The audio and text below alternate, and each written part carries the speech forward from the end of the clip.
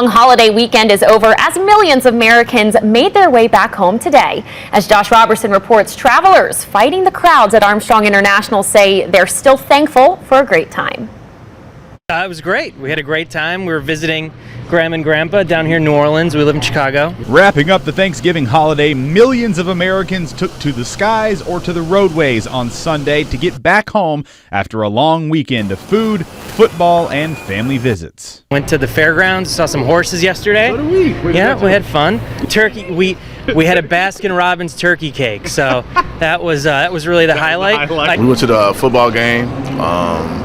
Walked down to Bourbon Street to get to check some of the sites. On top of the Thanksgiving holiday, the thousands who traveled to New Orleans for the 50th annual Bayou Classic also had to make the trip back home. Edwin Field says even though his Grambling State Tigers suffered a tough loss, he still had a great time with his wife and son. I mean, it's about giving thanks and spending time with family. So even though we lost the game, I still get to spend time with my family, let them get the experience of New Orleans. According to AAA, this region of the country saw over 5 million people traveling over the past 5 days, with most of them returning home on Sunday.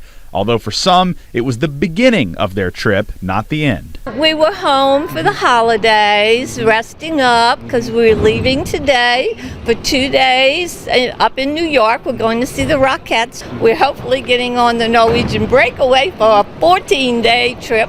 Flight delay, but expected. Yeah. Paul and Jonelle Savoy, like many others, experienced some delays at MSY, with some flights being pushed back for hours due to weather. But when it comes to travel tips, the best you can do is prepare and pack your patience. Josh Robertson, Fox 8, Local First.